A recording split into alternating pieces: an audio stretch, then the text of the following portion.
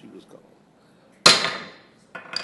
I'll call the Land Use Committee meeting to order for Tuesday, May 20th. Boy, I don't want to lose all those months. May 20th, 2014. Welcome to everybody in the audience, and also welcome to those viewing online and through Channel 16 in Sioux Falls and outside of Sioux Falls. I would entertain a motion to approve the minutes of Tuesday, January 21st, 2014. So Anderson. Okay. Thank you, Councilor Staggers. A second from Councilor Staggers. All in favor, say aye. Aye. Aye. Opposed? Motion carries. We have one major item on the agenda today, and that is Prairie Meadows Subdivision Annexation. And we have some people from the city. Mr. Cooper, to help us through this. Good afternoon. I think it's still afternoon, or is it officially evening? Yeah. No, it's not. Well, I guess it's 5 o'clock somewhere. Mike Cooper with City Planning and Building Services. Mark Cotter, Tracy Turback, Deborah Gayakowski. We're here today to give the committee an update, a quick update as far as the Prairie Meadows subdivision annexation process. And as Deborah said today earlier, the process that we are working towards is that we have an agreement that we put together that kind of lays out what the city responsibilities would be, what the property owner's responsibility would be with a proposal to move forward with the annexation process. By state law, as a reminder, in order for it to be a voluntary annexation, a petition has to be signed by not less than 75% of registered voters and the owners of 75% of the valuation of the property to be annexed. So those are the parameters that would have to be met in order for it to be a voluntary annexation. At some point, we would like to take forward a resolution along with the agreement to the City Council for approval, and that would be done at a public hearing. And then upon annexation, we would go forward with the proposed improvements that Mark Cotter will be talking about. So quickly, we've had 2 neighborhood presentations, and today is an update of the same presentation that we've gone out with March 27th and May 1st. We're also going to follow up one-on-one meetings with property owners, either those that were not able to attend or those that still have questions about the proposed agreement. As of today, we have 17% of the registered voters and 18% of the property valuation that have signed a proposed agreement that would make the annexation go forward. So we still have a long ways to go, obviously, to hit that 75%. So Mark is going to walk through with you where we're at in terms of what we're proposing for the improvements and how they would be assessed to the property owners. Mark?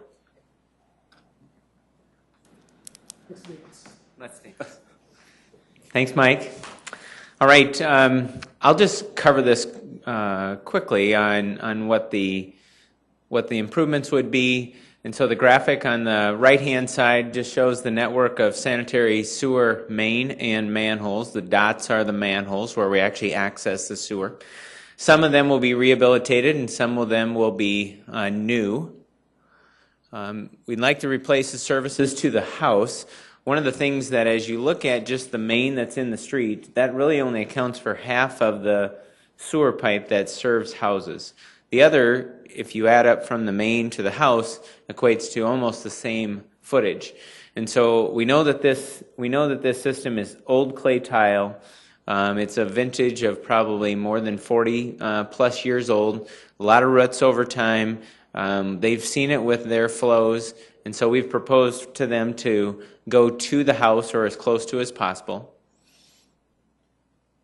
Sump pumps. We want to make sure that as part of this plan actually has in the drainage program sump pump collection system. We want to make sure that those sump pumps are appropriately discharged to the sump pump collection system so they're not cross-connected into the sanitary sewer.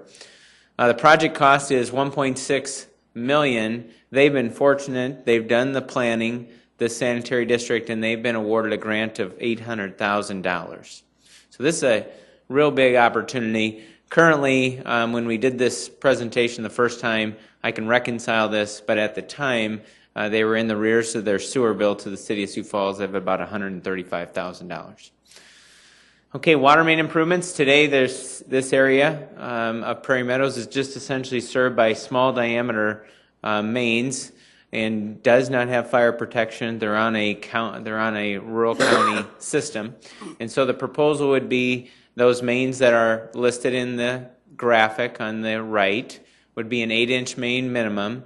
New services to the property line. What we believe is that the service from the property line into the house is in good shape. We would have to go into the house, do some minor plumbing changes to set our meters. Our meters and Minnehaha County meters are a little bit different. And then the project cost to upgrade the water system is about $735,000. Next is storm drainage. This is one of those elements, and there was some discussion earlier about, in the past, Councilor Anderson said that there were some subdivisions that were essentially allowed to either ask for rural streets or not. One of the key factors, one of the things that this neighborhood is asked to address is storm drainage. And the most appropriate way to do that is with a system of curb and gutter, valley gutters, intakes, piping systems to drainage systems. And so this is one of those critical utilities that we believe will definitely address a lot of their concerns. And so this system has been laid out not only for the street water, but the sump pump water. The project cost to make the necessary storm drainage improvements is about $861,000. This is just a graphic. If you were to slice the road and look at it on a slice, that you can see it's a modern roadway. It has curb and gutter, asphalt, street lights, sidewalk, pedestrian facilities.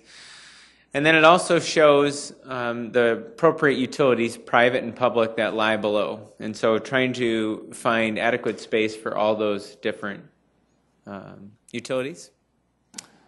Project cost for the surfacing package is $903,000 estimated. This just gives you a picture of the utility connections for a typical house. The property line is typically on the house side of the sidewalk, and that's the approximate location where we would make the connection from the new water system into the existing service line. And then the green line is the gravity sanitary sewer. And again, we'd like to get as much of that replaced as possible. A lot of that's old clay tile sewer, has certainly ability to crack and break and have roots grow in. And so we've shown a sewer connection about 5 to 10 feet off the face of each house. This was critical to allow us to address their outstanding invoice, and I'll talk about that here in a minute. So we've essentially said if there's a multi-step process, if there's a successful annexation in the fall of 14, then we could start doing the utilities in 15. And so we would accomplish to upgrade those utilities in 15, gravel the roads, allow all that excavation and disturbance to the roads to go through one freeze-thaw cycle, get additional compaction, and then come back in 2016, put the curb and gutter in, the rest of the surfacing package, street lighting, and essentially over a 2-year period upgrade these streets to current city system. Now in 17, the calculations on the assessment would be done. That would be filed in 17, and first payments to the property owners would not occur until 2018. Okay? This just gives you a recap of those project costs. Considering the grant that they've been awarded, the remaining project costs that would need to be financed and then ultimately assessed would be about $3.3 million. The front footage assessment is distributed on an individual lot per front foot.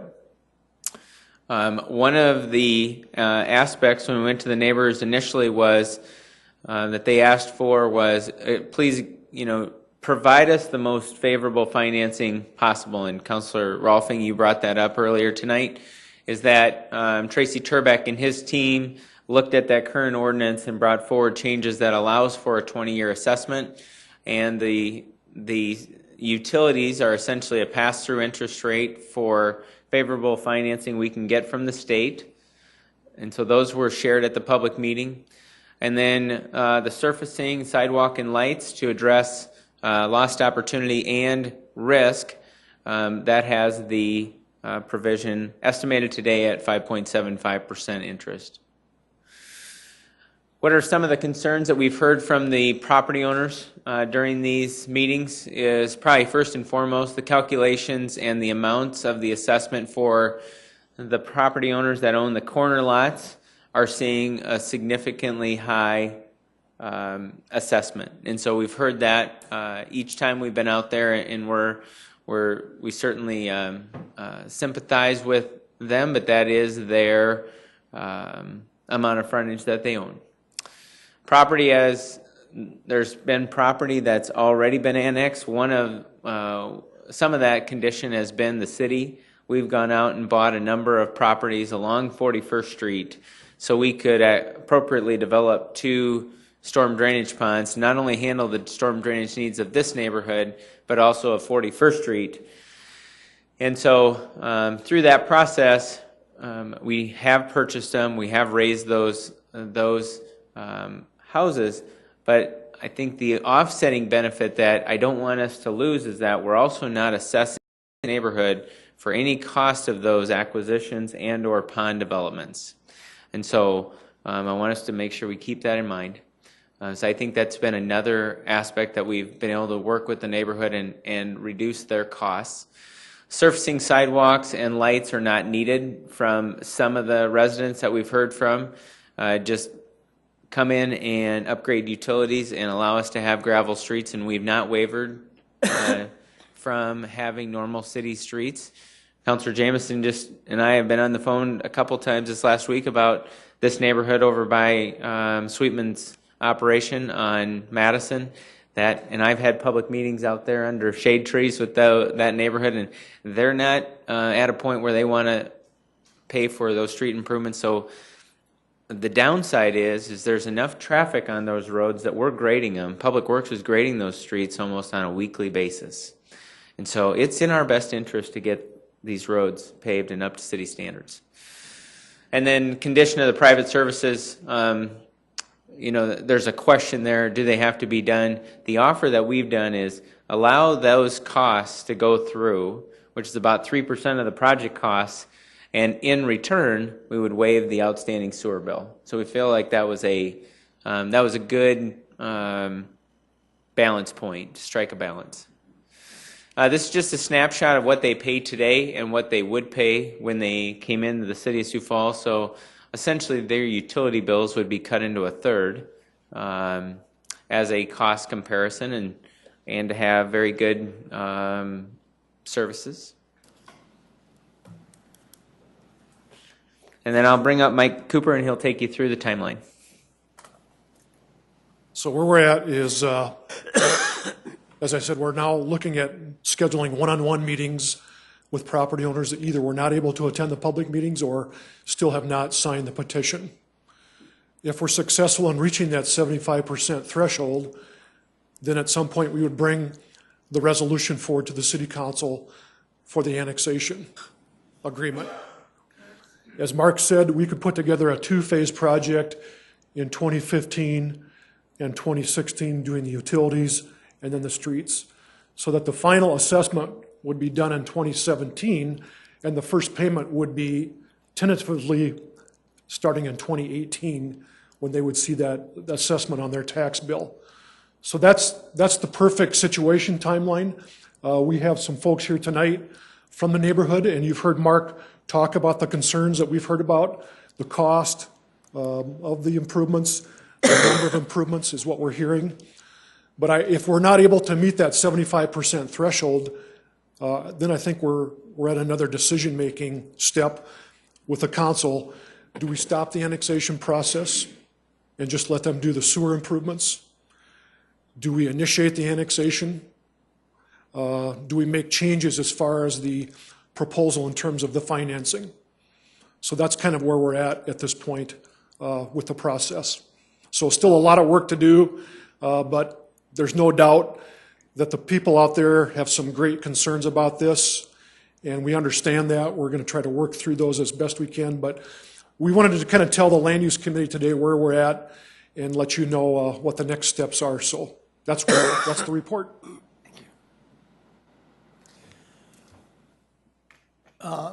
Committee, I guess at this point I would I'm going to entertain some testimony, if you will, from the people out there, if that's okay with you. You have any questions you want answered before that time? Okay, if people from anyone wants to comment on this, we'd be happy to have you step forward at this point. Don't be afraid. We don't bite. We're here to help you. Even though we are from the government, you know. Do you have some concerns that you'd like to express? Hi, I'm Amy Laveranti. We own the property at the corner of Klein and 41st. We are one of the corner lot people that have quite a wide lot and the corner to take care of. So I guess I just wanted to bring forward kind of the human side of this. Our assessment projection is $70,000. Our home is currently has a valuation assessment of $220,000.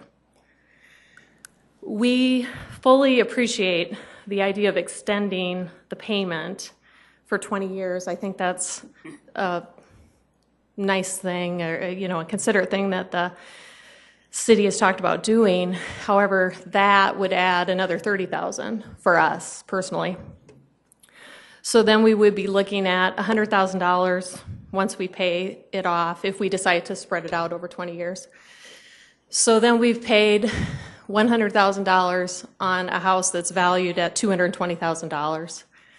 And granted, the valuation might go up to some degree once the improvements happen, we hope. But we don't think by any means it's going to increase by $100,000. We've talked to an appraiser. They said when we purchased the home, even though it was on gravel, even though it had the sewer and the water that it has right now, they look at homes within the City of Sioux Falls to compare it to when they come up with comparables. And when they do their assessment figures. So he said, it might be assessed at $10,000 more, maybe $20,000 more once all these improvements are made, but certainly not $70,000 or $100,000. I guess I just also wanted to bring up the point that already we know that people are not paying their water bills in the development, which is why we're in the arrears for the sewer. Not the water bills, I'm sorry, the sewer bills. And I don't know if they just are not paying on purpose or they don't have the ability to pay. But I'm curious if this goes through, how those people are going to have the ability to pay for an assessment of this nature, even if their assessment costs are $25,000 or $30,000. It's primarily families that live in this area, and we personally are not at all against the improvements. We are not against progress. We understand the city's growing toward us. It's just, how can you help us? That's the question. Thank you. Pardon me, ma'am? Ma'am? Just for the record, could I get you to say your name again, please? Sure, Amy Laboranti, Laboranti. AMY? AMY. Thank you so much. Sure. Thank you. Anybody else that would like to say something from the neighborhood, or anybody else? I'd like to say something. Okay. Yes, Councilor Staggers. Yeah, Amy, can I ask you a question? The city had a slide where they were saying, hey, if you get Sioux Falls utilities, you're going to be paying roughly $50 a month instead of $150. Can you respond to that?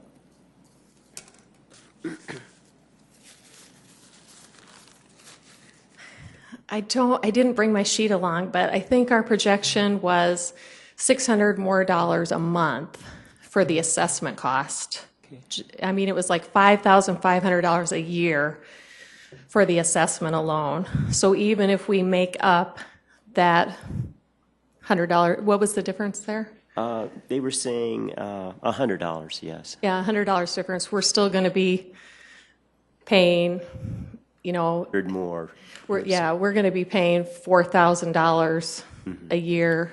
You know, if you take off $1,000 that we would make up for that savings. Okay. Thank you very much. That's on the full 100,000, right, Amy? That's on the full 100? No, that's on the 70, I believe. Okay. Yeah, I believe. Because I think those projections, those monthly projections, and maybe someone from the city can help me out with that, that was figured before the financing. Okay. But it might have been after the financing. Deborah is saying yes. Yes. Okay. On the 70. Anybody else on the council question or in the committee questions? Councilor Anderson. Start with Mark Carter.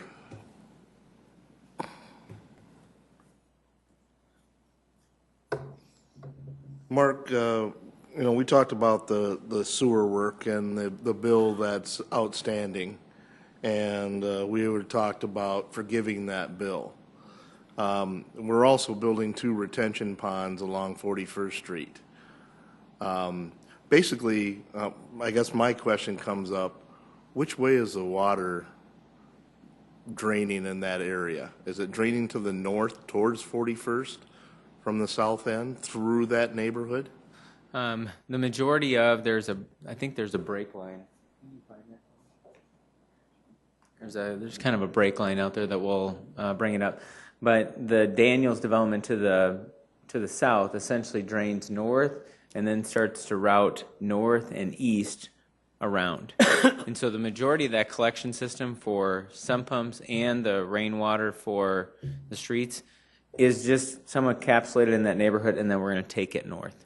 And it runs into that 3rd retention pond that sits on the east side of that neighborhood and the farmland, correct? Yeah, and that's just a small temporary pond until the regional pond is built, which would be on that large Schildhauer property to the east.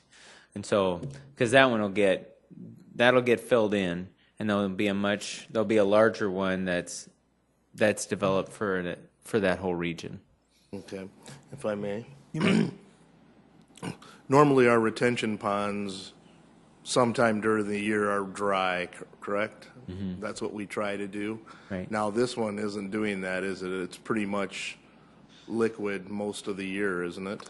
Yeah, sometimes when we see a base flow or water, it's because we've got constant pumpers like sump pumps.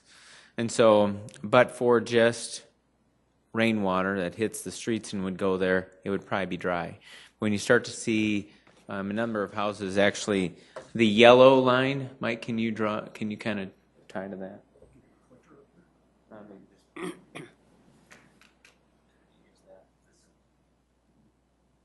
See that line that's in there now, that yellow line, that's a sump pump collection line. And so we're obviously in a more of a dry spell now than we were about 4 to 5 years ago. But when houses pump into that and then it gets routed over to those ponds, Mike, can you kind of circle those 2 ponds?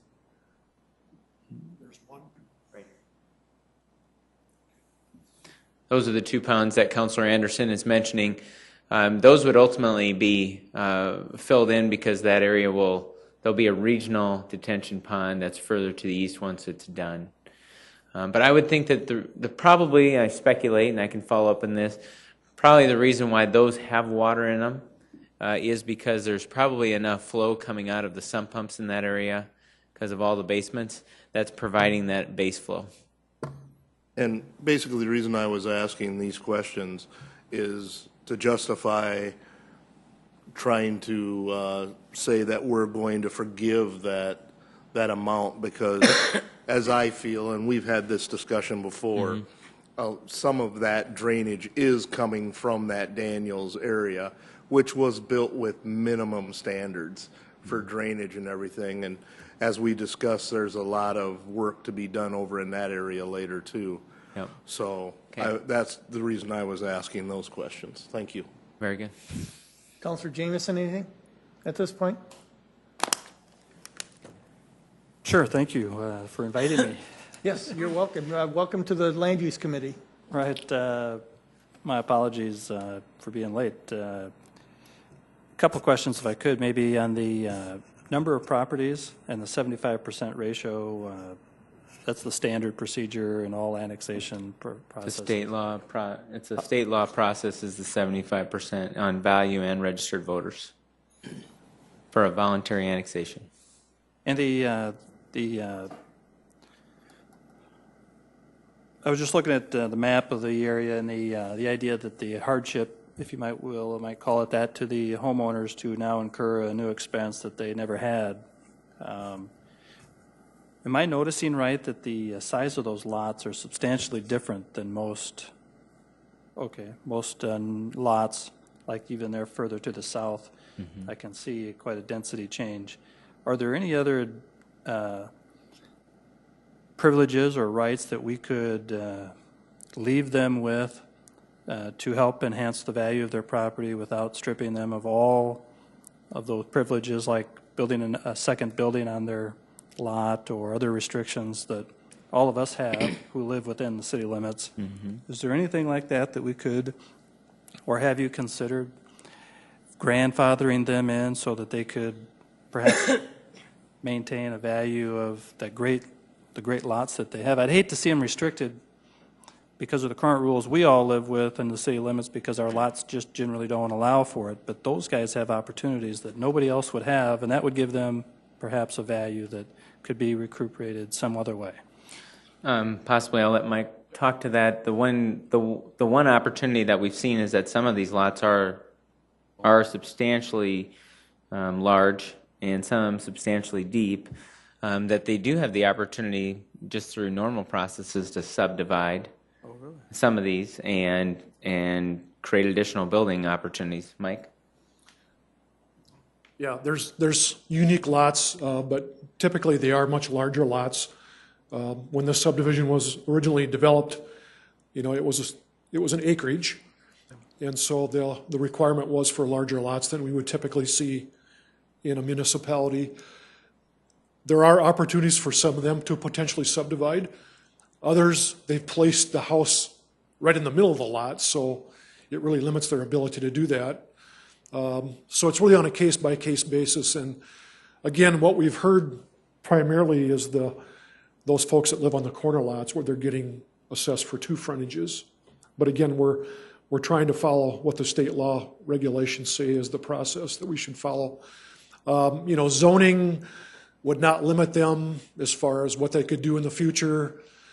But it's just a situation where it was developed under a certain set of standards, and now trying to convert that to a city standard is a challenge. And we've dealt with this before in some of the other subdivisions around the city, but this one was probably more unique than some of the others. Well, I just want to make sure I'm following you, Mike. You say there are certain privileges because of the size would allow them, not everybody's Yes. equally distributed. But there are people that potentially could divide their lots.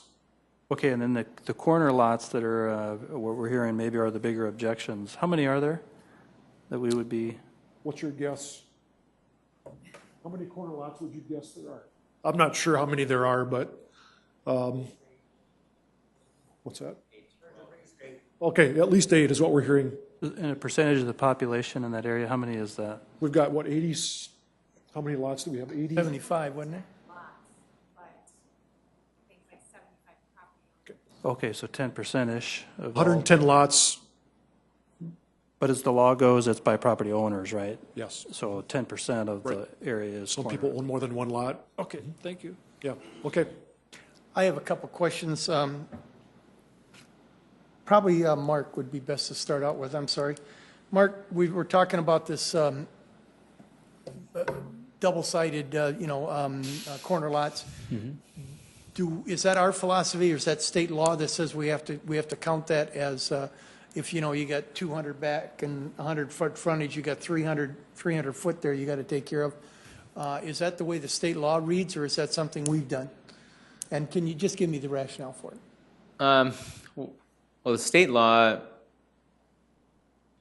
allows you to assess by lot frontage. Yeah. There are some municipalities that don't assess for that second side, and then those costs ultimately get spread across all the property owners. Some properties, some municipalities will say not assess for that first 25 feet on the second side. But again, those costs, then that lineal frontage just gets spread across others. And so there is some flexibility. Just all of the assessments we've done over time have been based on how we've done these calculations. So that's our precedence, and is That's to do it that way. that's essentially our precedent. You've got the ability to change that. That's not locked down in state law. State law just basically guides you on how you do front foot assessment. Did we do any calculations for these people, assuming that they would just pay for that, their one front footage, or the front footage rather than the side footage, if you put, you know what I'm saying there? We haven't. That would spread out over the rest of them. Would that make a $100 difference or a $1,000 difference, or would it be substantial to the other people? I haven't done that. We haven't done that, but we can certainly do that for you for the next update. One of the things that I think is key now is that we've been out there, if you don't mind. We've been out there. Planning's been probably talking to this neighborhood for over 3 years. We're finally kind of to that point where costs we know are a factor. I think it's critical. We didn't get a substantial turnout at the public meeting where we were having the petition signed.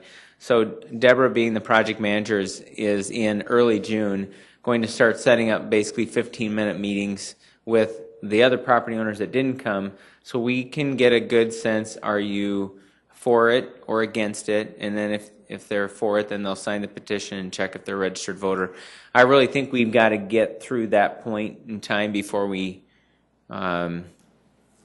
assume that this is a no-go. So at this point in time, we've done everything that we've always customarily done. Okay. Thank you. If you could get that calculation to me, I would appreciate it to the committee. Okay. I don't know about you guys, but that's just something. Go ahead, Councilor Anderson, on this. Mark, have we what are we going to do with the vacant lots and undeveloped properties out there that we're going to be, doing street and curb and gutter work in front of? Are they going to be, since they're not platted yet, are we going to wait until they are platted to assess them, or? Well, many of them are platted, and they would be assessed based on whether there's a structure there or not. Yep. Okay, so they will. That was one of the questions that we've had given to us, but they will be assessed when they're platted. If they're not platted, and if they are platted now, they will be assessed. But eventually, they're going to pay for the hookups and stuff. That's right. Okay. Yeah, and we'll actually stub utilities into those lots. Okay. Yeah. I have two other ones, if you guys okay. Tracy, if you could help me with this, maybe you can do a quick calculation in your head, because I know it's a slap shut computer right away. The payment for 25,000 per is about what it is. What we figured the assessment would be for an average lot out there. If that was for 20 years, what's the payment on that? Do you know approximately, Deb? Do you know that?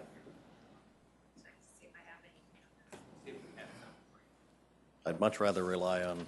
There you go. Deborah's That's fine. file You're really disappointing me. I really thought you'd have that right. Unless somebody has a TI calculator, they can do it real quick.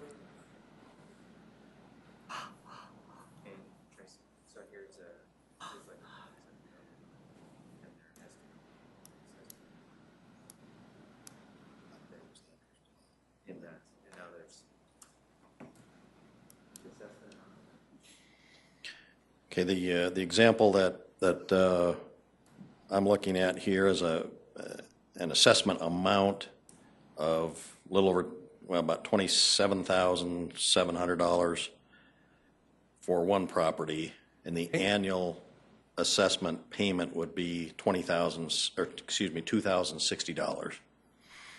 So $2,060.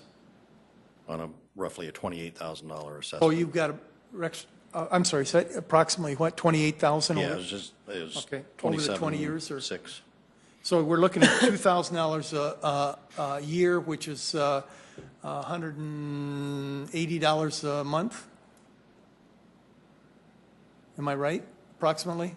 I suppose that's pretty close. Huh? Yeah, 180, minus the $100 that they're saving in payments. So we're talking about $80 a month increase in monthly payments for the average lot out there. Am I calculating right? Does that make sense? Well, I hate to do that on the fly. Well, it's pretty simple. If we got paying $2,000, which would be about $40,000 total payment on 27.7, and you know, I'm just dividing that up at 180, because 180 would be real close to $2,000 a month, or $2,000 a year, and so then we're talking minus 100. That's we got to be looking at about $100 or $80 to $100 a month increase to get reliable sewer, reliable water, reliable sanitary sewer, water to the house, forgiving $135,000 worth of bills that haven't been paid, and street, curb, and gutter. Am I right? Yeah, I think that's the average, but obviously as we look through the whole list, There's some that are way like above that, and that's the ones that were probably the most Right. concerned. But yeah, that's Okay. the average. That's what I wanted to know. Okay. Last question is probably for Mike, and that is that I think Deborah said that the, you know, without a voluntary, would this be considered an essential kind of annexation if push came to shove down the line? I think we would recommend that, but obviously that's a big decision because if we do initiate the annexation, which is a polite way of saying forcibly annexing, that obviously has to go through quite a bit of public review and public hearing process, and you as the council would be the ones making that decision. Okay. So our goal has always been to get it voluntarily, which works out the best for everybody. Okay. And that's still what we're trying to accomplish. And we would like to come back at the next land use committee meeting and just to give you another update of where we're at. We would love to have it. We would love to have it. 'Cause With we those wanna keep one-on-one this one- meetings and any other information that you've asked for. Okay. Appreciate that much. Will that be next month then? Like to, yeah. Keep it moving as quickly as we can, yeah. Okay. Keep it moving. That would be great. That would be great. That way everybody knows kind of where we're at and. Right. And You we'll know, have an update of how many people have Yep. been in to see beginning of Right. June, 1st of June, because that won't be until probably, the 18th? I think that's it. 17th, that's what I Okay, said. that's what we would plan on coming back then. Okay, Okay. thank you. Yes, Councilor Jameson. Just as a new member, I'd like to ask just clarification to make sure I got it. Of course, if they come back with a voluntary response to be annexed in, the council won't need to take any action. Right. But if they determine that the vote is in denial of the annexation, the council will need to be involved, take action. And the reason that you're bringing it through this committee is to keep us informed, is in case we do have to go to that vote. Is that where we're at? If we were successful in getting the 75%, the council would still have to approve that resolution. Okay. Not only approving the annexation, but also approving the assessment. So yeah, you would be asked to vote on this either way. Okay, thank you. Okay. We trust your judgment as always. Okay. Yeah. Okay. Any other comments or anything from the audience? Okay, any open discussion? I want to say thank you to, or welcome to Councilor Jameson for becoming part of the committee now, and we look forward to working with you. And for you guys, too, that are still here. Okay, hearing nothing else for business, I would entertain a motion for adjournment. One from, go ahead. Second. And Anderson and Jameson, and thank you very much for being part of the Land Use Committee. Adjourned.